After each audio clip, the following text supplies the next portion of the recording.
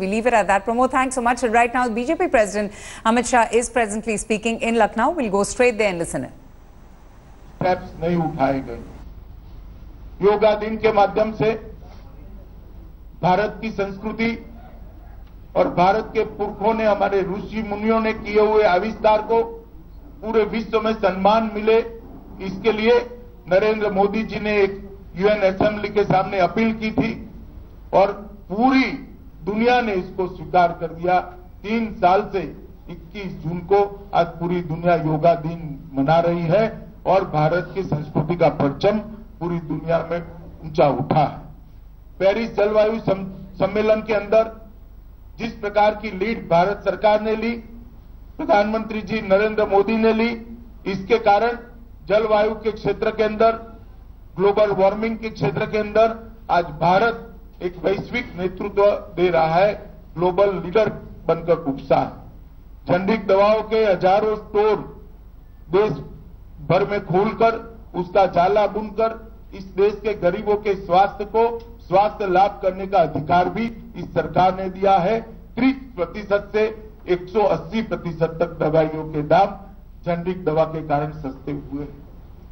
जब दिल का मरीज इलाज कराने के लिए जाता था और स्टेंट के भाव सुनता था तो उसी को बेचारे को भाव सुनकर ही हार्ट अटैक आ जाता था। 50,000 से लेकर 1.5 लाख तक स्टेंट की कीमत थी। आज उसके साथ नेगोशिएशन कर ज्यादा मुनाफाखोरी को रोककर 7,000 से लेकर 40,000 रुपए तक का स्टेंट कर करोड़ों गरीबों को अपने स्वास्थ्य का लाभ करने का अधिकार प्रधानमंत्री नरेंद्र मोदी जी ने दिया है। कृषि के क्षेत्र में सॉइल हेल्थ कार्ड, खाद के दाम कम करना, खाद की उपलब्धि बढ़ाना, नीम कोटेड यूरिया देना, रिलीफ की सारी पैरामीटर्स को एक्सपांड कर रिलीफ को अनेक गुना बढ़ाना, प्रधानमंत्री इरिगेशन योजना, ई मंडी, प्रधानमंत्री फसल बीमा योजना, ढेर सारी योजनाओं के माध्यम से 2022 तक किसानों की आय को 2 गुना करने का जो लक्ष्य प्रधानमंत्री जी ने रखा है, मैं मानता हूं ऐसा महत्वाकांक्षी लक्ष्य रखने का साहस आजादी के बाद आज तक किसी ने नहीं किया। मित्रों, जहां तक उत्तर प्रदेश का सरकार है, सवाल है, भारतीय जनता पार्टी की केंद्र सरकार पहले भी उत्तर प्रदेश सरकार के साथ खड़ी थी, मगर हमारी योजनाएं और हमारी सहायता जनता तक नहीं पहुंची। राज्य में योगी सरकार, भाजपा सरकार बनने के बाद केंद्र सरकार और अडिगता के साथ उत्तर प्रदेश को सहायता करने के लिए आगे बढ़ी है। मैं सिर्फ 13वें वित्त आयोग और 14वें वित्त आयोग का डिफरेंस आपको सुनाना चाहता हूं। 13वां वित्त आयोग जो यूपीए सरकार को रिप्रेजेंट करता है, उसमें केंद्रीय करों में यूपी का हिस्सा था 2,80,467 करोड़ 5 साल में, और 14वां वित्त आयोग जो एनडीए की सरकार का, भाजपा सरकार का, मोदी सरकार का कालखंड है, उसमें 2,80,000 करोड़ से बढ़ाकर 7,10,000 करोड़ किया गया है, 2.5 गुना बढ़ाया गया है। मतलब 5 साल में 4,30,499 करोड़ की बढ़ोतरी करने का काम किया है। अनुदान सहायता जो पहले 24,000 करोड़ मिला करती थी, उसको बढ़ाकर 48,000 करोड़ करने का काम किया है, मतलब 2 गुना किया है। राज्य आपदा प्रतिक्रिया निधि, डिजास्टर रिलीफ फंड, उसमें 1,597 करोड़ रुपया, लगभग 1,600 करोड़ रुपया मिलता था, अब 2,797 करोड़ मतलब 2,800 करोड़ रुपया दिया है, 1.5 गुना उसमें बढ़ोतरी हुई। लोकल बॉडीज ग्रांट के अंदर पहले सिर्फ 523 करोड़ रुपया उत्तर प्रदेश को दिया जाता था, अब लोकल बॉडी ग्रांट के अंदर 46,026 करोड़ रुपया दिया जाता है, मतलब 88 टाइम बढ़ोतरी हुई। इस सारों का योग मिला दे तो 4,77,805 करोड़ रुपया 5 साल में उत्तर प्रदेश को ज्यादा मिलेगा। इसके साथ साथ केंद्रीय योजनाओं में मुद्रा लोन में 72 लाख लाभार्थियों को फायदा मिला है। स्मार्ट सिटी में 571 करोड़, वाराणसी मथुरा हृदय के लिए 129 करोड़, अमृत मिशन के तहत 161 शहरों में 11,421 करोड़, गोरखपुर यूरिया प्लांट 6,000 करोड़, बनारस के 8 highway 8,000 crore, Kashi package 572 crore, Banaras trauma centre 150 crore, integrated power development 617 crore, rail विकास के लिए 36,000 करोड़, स्वच्छ भारत मिशन के लिए 168 करोड़, नमामि गंगे के लिए 3668 करोड़, गंगा सीवरेज के लिए 7,400 करोड़, लखनऊ मेट्रो के लिए 6,880 करोड़, नेशनल वाटरवे के लिए 169 crore, Eklavya medical residential school के लिए 700 करोड़, मुद्रा स्वास्थ्य प्रबंधन कार्ड के लिए 60 करोड़, प्रधानमंत्री Awas Yojana 200 crore, border area development plan के लिए 136 करोड़। ढेर सारे ऐसे हैं, मैं कुछ ही पढ़ता हूं। पूर्वांचल एक्सप्रेसवे के लिए 2100 करोड़, दीनदयाल ग्राम ज्योति योजना के लिए 6 करोड़, आईपीडीएस योजना के लिए 1000 करोड़, सिंचाई सुविधा के लिए बाढ़ प्रबंधन के लिए 2900 करोड़, मार्ग का चौड़ीकरण के लिए 7500 करोड़, ग्रामीण क्षेत्र में सरफेस सोर्स आधारित पेयजल के लिए 2600 करोड़, नगरीय क्षेत्र में पेयजल के लिए 2300 करोड़ और बोरिंग रिचार्ज और चेक डैम के लिए 500 करोड़। कुल मिलाकर अतिरिक्त 4,77,000 करोड़ के अलावे 1,39,052 करोड़ रुपया अतिरिक्त उत्तर प्रदेश को सहायता दी है। प्रधानमंत्री जनधन खाते लगभग 4.5 करोड़ उत्तर प्रदेश में खुले हैं, 25 करोड़ एलईडी बल्ब का वितरण किया गया है और उज्ज्वला योजना के तहत 59 लाख एलपीजी कनेक्शन देने का काम हो गया है और उज्ज्वल डिस्कॉम योजना के तहत 33,000 करोड़ और दे दिए गए हैं। इस सब का अगर योग करते हैं तो 6,57,219 करोड़ रुपया ये 3 वर्ष में दे दिए गए हैं। मैं पहले जो 477 बोला उसका डिवाइडेड बाय 5 कर मल्टीप्लाई बाय 3 कर 3 साल में नेट दिए गई राशि है 6,57,219 करोड़। पहले जो मिलता था इससे 2.3 टाइम ज्यादा है। यूपीए सरकार ने जो उसको दिया था उससे ज्यादा है। योगी साहब, बिजली की परिस्थिति में भी बहुत अच्छा सुधार हुआ है, आप सभी महसूस करते होंगे। किसानों की ऋण माफी कर दी गई है, लगभग 38 लाख टन गेहूं की क्रय करने का काम किया है। उसमें आड़तियों को साइड में रखकर सीधा इलेक्ट्रॉनिक ट्रांसफर किसान के अकाउंट में कर दिया गया है। गड्ढा भरने से लेकर बिजली के क्षेत्र में बहुत सारे सुधार, इरिगेशन में बहुत सारे सुधार। गन्ना के अंदर आजादी के बाद सबसे पहली बार जो देय राशि थी उसकी 90.58% भुगतान ये 3 महीने के अंदर करने का काम समाप्त कर दिया है। यही बताता है 3 साल जो भुगतान नहीं होता था ये सपा बसपा की मिली भगत के कारण नहीं होता था चीनी मिलों के साथ। आज योगी सरकार बनने के बाद, भारतीय जनता पार्टी की सरकार बनने के बाद 90.58% गन्ना का भुगतान हो गया है। मैं मानता हूं ये बहुत बड़ी उपलब्धि है। ढेर सारे काम हुए हैं मगर बताने की मर्यादा है। एक योजनाओं की सूची मेरी पार्टी कार्यालय के द्वारा आपको दी जाएगी जिसमें 106 योजनाएं हैं जो उत्तर प्रदेश में पहले नीचे तक पहुंचाई नहीं जाती थी। अब ये 106 योजनाएं उत्तर प्रदेश में भारतीय जनता पार्टी की सरकार के माध्यम से सभी लाभार्थियों के साथ पहुंचने का एक चौक चौबंद बंदोबस्त मुख्यमंत्री श्री योगी जी ने किया है। मुझे आनंद है कि योगी सरकार बहुत अच्छा काम कर रही है और नरेंद्र मोदी सरकार ने देश का सम्मान दुनिया में बढ़ाने का काम किया है। ये 3 साल के बाद निर्विवाद रूप से हम कह सकते हैं नरेंद्र मोदी जी आजादी के बाद के सबसे लोकप्रिय प्रधानमंत्री बनकर उठते हैं और ये भारतीय जनता पार्टी के लिए बड़ा हर्ष का विषय है। उनके नेतृत्व में राजनीति में से परिवारवाद, जातिवाद और तुष्टीकरण इस दोनों नासुरों को समाप्त करने में भारतीय जनता पार्टी को सफलता मिली है। अब आप आपके सवाल पूछ सकते हैं। यहाँ से एक एक नाम बोलेंगे और दूसरी बात, कोई जल्दबाजी मत करे, कोई उंगली कड़ी नहीं होगी तभी जाऊंगा। आराम से रहिए। आपका है कि अपना नाम और अपने संस्थान का नाम बोल करके। अभी जी, मेरा नाम नरेंद्र श्रीवास्तव है, मैं यूएनआई में हूँ। अब देखिए, आप पूरे देश के प्रवास पर निकले हैं, ये शायद 16वां राज्य है आपका। इस प्रवास के दौरान आप 2019 में भारतीय जनता पार्टी की क्या देख रहे हैं, और जो भी देख रहे हैं उसका आधार क्या है? देखिए, 19 में भारतीय जनता पार्टी बड़ी मजबूती से, इससे भी बड़े बहुमत के साथ सरकार बनाएगी। इसमें मुझे लगता है, न केवल मुझे, देश की जनता को भी अब संशय नहीं है, और उसका आधार केवल और केवल विकास और सुशासन है।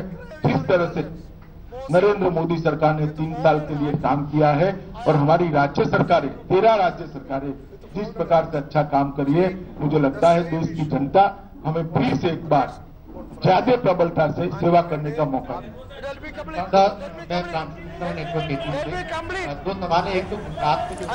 Okay, I'm going to go straight across now to India Today's National Affairs editor, Rahul Srivastav. Rahul, we've just been listening to the BJP president, Amit Shah, speaking in Lucknow and highlighting the various achievements of, Prime Minister Modi and the central government. But what is the significance of Amit Shah, addressing the press? He did the same on Sunday, where he targeted the Congress over dynastic politics. Mr. Amit Shah is travelling across the country on what is being called and kind of an attempt to expand the party base. And while there has been a very visible attempt by Amit Shah to expand the party base, he has been travelling various cities, various states, eating dinners and lunches in very visible show of solidarity with various caste and sub-caste groups. The fact is that over the last few days, we have seen a kind of very different kind of real politics happening. We had Nitish Kumar abandoning the Mahagathbandhan following the cases against Lalu Prasad Yadav and his family, and opposition losing one more state. Then on the other hand, just ahead of the crucial Rajya Sabha election, in which no less than the political secretary to the Congress president, Mr. Ahmed Patel's election is critical for the Congress party. We have found that MLAs of the principal opposition, that is the Congress, have been resigning, defecting and joining the BJP. Right. Not only this, in Uttar Pradesh there has been that some Samajwadi Party legislatures and others have joined the BJP. Now, this is one element with which the Congress went to the Election Commission also, stating that this is an electoral malpractice, that people who are supposed to vote for the opposition's candidate in the Rajya Sabha poll are being made to join by the BJP. That means there is poaching going on. Now, this is what exactly the opposition wants to raise here. The Congress is spearheading, even in the Lok Sabha, attempting to corner the government that you are poaching. The government says that the people are joining on their own free will, but the fact remains that opposition and the Congress have some weapon to attack the government. Absolutely. And, Rahul, as we speak, while Amit Shah, through this countrywide tour, aims to, broaden the BJP footprint across the country. There were fireworks in Rajya Sabha with regards to the existing crisis in Gujarat. The Chief Minister Vijay Rupani also slamming the Congress as well. Yes, Avantika, there is a very interesting spin going on in Parliament. The BJP MPs now are planning to target the Congress. They are saying that at a time when Gujarat is grappling with one of the worst instances of flood, they have the Gujarat MLAs who should be on the ground looking after the people who are impacted by floods. They are actually there living in a 5-star luxury resort on the outskirts of Bangalore, and the Congress's attempt to shield its MLAs from future defections is now being utilized by the by the government and the BJP MPs. Given this kind of two polarized positions, we have the Rajya Sabha is getting impacted. In the Lok Sabha, another interesting element is happening. While the opposition wants a debate on lynching, especially by cow vigilantes, the government is saying, Mr. Anand Kumar, the senior leader and minister in the government, is saying that if opposition wants a debate on lynching, then the killing of BJP workers, RSS workers in Kerala has to be part of the debate.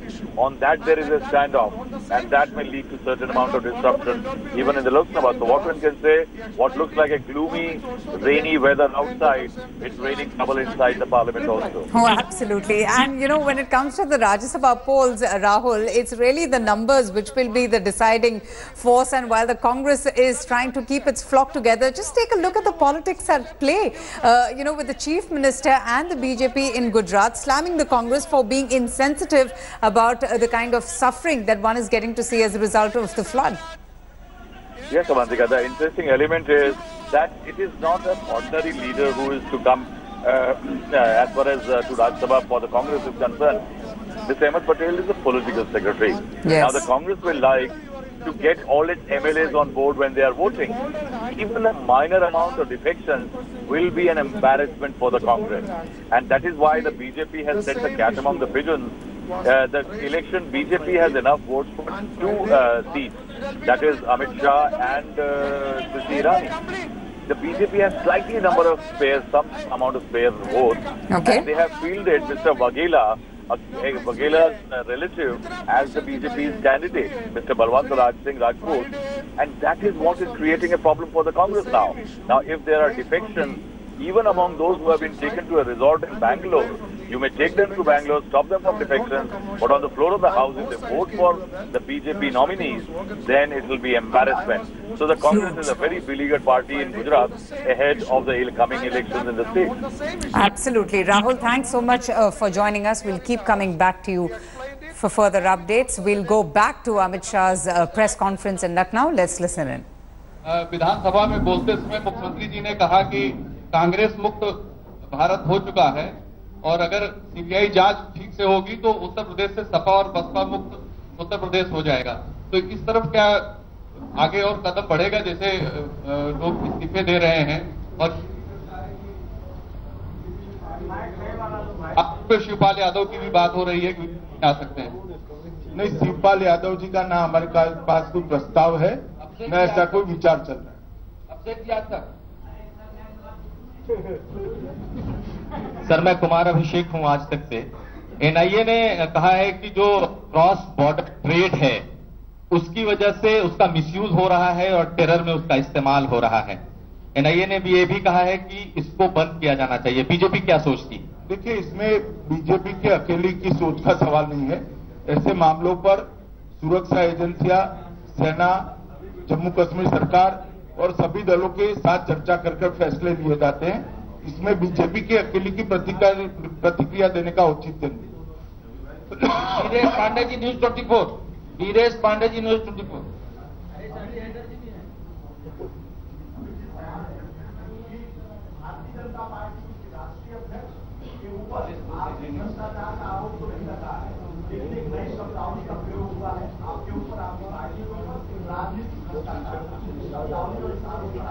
नहीं, मैं 2 बात स्पष्ट कर देना चाहता हूं कि जिस प्रकार से अपप्रचार चल रहा है, जितने भी लोग भारतीय जनता पार्टी में उत्तर प्रदेश चुनाव के पहले ज्वाइन हुए, वो चुनाव के वक्त ज्वाइन हुए और चुनाव के वक्त ज्वाइन होने के बाद उनको जनादेश के लिए हमने जनता के समक्ष उपस्थित किया है और जनता के जनादेश मिलने के बाद ही वो सदन में आए। हमने अखिलेश सरकार को हमारी सरकार का दुरुपयोग कर तोड़ा नहीं। चुनाव के वक्त जो राजनीतिक दल के कार्यकर्ता होते 5 साल की उनकी सरकार का आकलन कर वो पार्टी में नहीं रहना चाहते, तो उनको अधिकार है कि चुनाव के पहले कोई नया दल तय करे और वो दल के अंदर ही वो दल के नाम से जनता के बीच में जाए। ये 2 चीजों में फर्क है। इंदिरा गांधी पैटर्न नहीं है भैया। समझ में आ रहा है ना आपको? सभी बिहार में हमने कोई दल नहीं तोड़ा है भैया। हमने एक सेकंड, हमने कोई दल नहीं तोड़ा है। नीतीश कुमार जी ने इस्तीफा दे दिया क्योंकि वो भ्रष्टाचारी लोगों के साथ रहना नहीं चाहते। तो मैं क्या बंदूक बताकर उनको साथ में रखने के लिए कहूं? अध्यक्ष जी, उन्होंने अपनी सरकार का इस्तीफा दिया है, उन्होंने भी किसी को नहीं निकाला है। अध्यक्ष जी, मेरा नाम शबी भाई हैदर है। मेरा आपसे एक सवाल है।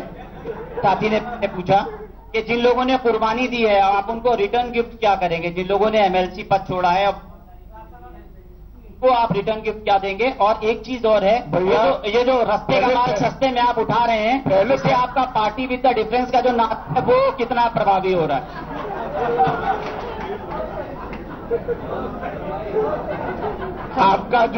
आपका जो सवाल है ना रिटर्न गिफ्ट का, आप ढूंढते रह जाना, ये हमारी पार्टी की डिक्शनरी में नहीं होता है। अनामिका जी एकदम से, अनामिका जी। अमित शाह, आप 3 दिन से मंथन कर रहे हैं सरकार में, संगठन में, कार्यकर्ताओं से आपने बहुत कुछ बताया भी है, बात की है, और क्या कुछ बदलाव की उम्मीद है संगठन और सरकार में? इसकी चर्चा है कि कैबिनेट विस्तार हो सकता है, साथ ही साथ नए प्रदेश अध्यक्ष के चेहरे को लेकर कोई ऐलान? शुद्ध रूप से संगठनात्मक रिव्यू के लिए बैठक थी, इस प्रकार के फैसलों के लिए बैठक थी। प्रभात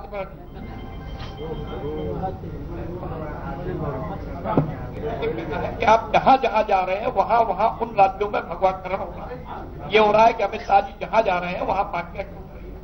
अभी साथी ने सवाल कर दिया, वो राजनीतिक भ्रष्टाचार का जो आरोप लग रहा है, इधर आप एक मिनट, मैं केरल जाकर आया, क्या टूटा? अरे सुनो भाई, मैं तेलंगाना जाकर आया, क्या टूटा? मेरी आप पूरे सवाल सुनो तो आप सुनो ना, मगर मैं उड़ीसा जाकर आया, क्या टूटा? मैं अरे सुनो भाई, हिमाचल जाकर आया, क्या टूटा? जम्मू कश्मीर जाकर, सवाल में जवाब ही तो दे रहा हूँ। आप कह रहे हो जहां जहां जाते हो वहां पक्ष में बात कर रहा हूँ। अरे मगर आप 16 राज्यों में 18 नहीं, ये मेरे पक्ष में नहीं है। अरे आप पहले मेरा जवाब, सोनू यादव के यहाँ गए नहीं, कल आप एक कार्यकर्ता सोनू यादव के यहाँ गए, एक नई राजनीति का ये हो रहा है कि आप दलित कैडर पे आप सेल लगा रहे हैं, अब आप बैकवर्ड में सेल लगा रहे हैं, तो ये हुआ कि अमित शाह आए, सोनू यादव मैं बता दूं, यादव परिवार, मैं दलित के वहां गया, वो भी हमारा कार्यकर्ता है। मैं कल सोनू यादव के गया, वो भी हमारा कार्यकर्ता है। इसमें ज्यादा राजनीतिक अर्थ मत लगाइए। मैं मेरे कार्यकर्ता के, बूथ के कार्यकर्ता के वहां भोजन पे जाता हूं, स्थानीय पार्टी इसको तय करती है। अध्यक्ष जी, मैं प्रेम जी नवभारत टाइम से। अध्यक्ष जी, मेरा सवाल यह था कि आपने बताया कि सरकार ब्लैक मनी के खिलाफ लगातार कार्रवाई कर रही है और आपने तमाम गतिविधियों का ब्यौरा भी दिया। पनामा गेट का मामला बहुत चर्चित हुआ था पूरी दुनिया में, उसमें बगल पड़ोसी देश के प्रधानमंत्री को अयोग्य भी करार दिया गया। भारत नाम आए हैं पनामा मामले, पार्टी से भी जुड़े हुए लोग, इन मामलों में कब तक प्रभावी कार्रवाई होगी? देखिए, जहां तक मेरी पार्टी का सवाल है, एक भी व्यक्ति नहीं है, मैं स्पष्टता करूं। दूसरी बात, हमारे यहां पनामा में जितने भी नाम आए थे, न सिर्फ केवल पनामा, जितनी सूचना प्राप्त हुई थी, सर्वोच्च अदालत ने एक ऑर्डर दिया था, तो सर्वोच्च अदालत का जज का एक कमेटी बनाया है, वो कमेटी को ये मामले दे दिया जाए। हमारी सरकार बनने के पहले ही कैबिनेट में कमेटी गठित कर 76वें दिन पर ये सारे मामले वो एसआईटी को दे दिए गए हैं और एसआईटी इसका संज्ञान लेकर एक के बाद एक कदम उठा। नीलांशु जी रिपब्लिक से। अमित शाह जी, मैं इधर हूँ, नीलांशु शुक्ला रिपब्लिक टीवी से। अमित शाह जी, सर मैं इधर हूँ, नीलांशु रिपब्लिक टीवी से। हाँ बोलिए। सर मेरा सवाल ये है कि वो फोर्स मामले में जो चीफ इन्वेस्टिगेटिंग ऑफिसर थे स्टैन लिंडस्ट्रो, उन्होंने हमें रिपब्लिक को एक्सक्लूसिव इंटरव्यू दिया था। उन्होंने बोला था कि जो प्रधानमंत्री थे राजीव गांधी, ओपन करके एक बार फिर मेरे इन्वेस्टिगेशन। नहीं, मुझे लगने का कोई सवाल नहीं, इसमें बहुत सारी जांच एजेंसियां भी काम कर रही है, न्यायालय भी है, वो अपने स्तर पर उचित फैसला। उत्सुक जी।